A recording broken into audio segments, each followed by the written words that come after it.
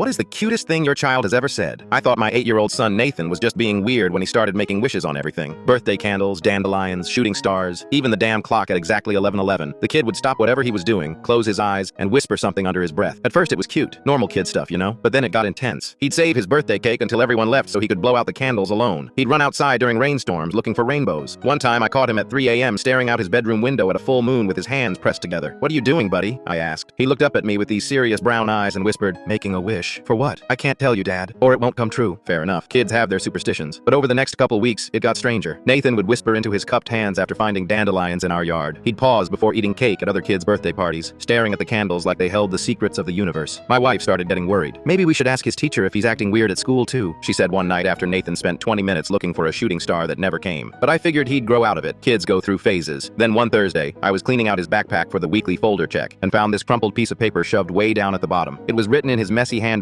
with a purple crayon. The title said, "Wishes I Haven't Used Yet." The list made my chest tight. One for when Daddy gets really sick. One for when Mommy cries at night again. One for when Buster gets too old and has to go away. One for when school gets scary and kids are mean. One for when Grandma forgets who I am. One for when I don't know what else to do. I stared at that paper for 5 minutes. This kid was 8 years old, and he was rationing wishes like they were goddamn emergency supplies. That night after dinner, I found Nathan in his room organizing his Pokemon cards. I sat on his bed and pulled out the crumpled paper. "Hey buddy, I found this in your backpack." His face went bright red. He looked like I'd caught him with stolen candy. "That's private, Dad." "I know, I'm sorry, but I'm curious. What's this about saving wishes?" He shifted uncomfortably, not looking at me. "Well, you only get so many, right? Like, there's probably a limit, so I gotta be smart about when I use them." "Who told you there was a limit?" "Nobody told me. I just figured." He finally looked up at me. "I mean, if wishes always came true for everyone, then everything would be perfect all the time. But it's not, so there must be rules." Jesus Christ. My 8-year-old had created an entire philosophy around wish conservation. "So you're saving them?" I asked. "Yeah, I'm saving them for you and Mommy and important stuff." He picked at his bedspread. "I already used one when you lost your job last year, and then you got the new one at the bank. See? It worked." I couldn't speak for a second. When I got laid off from the construction company, Nathan had been so quiet. I thought he didn't understand what was happening. Turns out he understood perfectly and spent one of his precious wishes on helping me. "And when Mommy was sad about Grandpa dying, I used one then too," he continued. "She stopped crying as much after a few days. My wife's father had passed away 6 months ago. She'd been devastated, barely eating, crying herself to sleep. I remembered Nathan being extra clingy during that time, always wanting to snuggle with her on the couch. I thought he was just scared seeing his mom upset, but he'd been trying to help the only way he knew how." "Nathan," I said quietly, "you don't have to save wishes for us. You can use them for yourself." He shook his head firmly. "Nope. Kid stuff isn't as important as grown-up stuff. I can wait." That night, I called my wife into the bedroom and showed her the list. She started crying immediately. Not sad crying, but that overwhelmed mom crying when your kid does something that breaks your heart and puts it back together at the same time. The next morning, we sat Nathan down for breakfast and had a long talk about wishes. We told him that there was no limit, that he could wish for anything he wanted anytime he wanted. We explained that the good things that happened to our family weren't because of his wishes, but because people work hard and sometimes get lucky, and families help each other through tough times. But honestly, I don't think he fully believed us.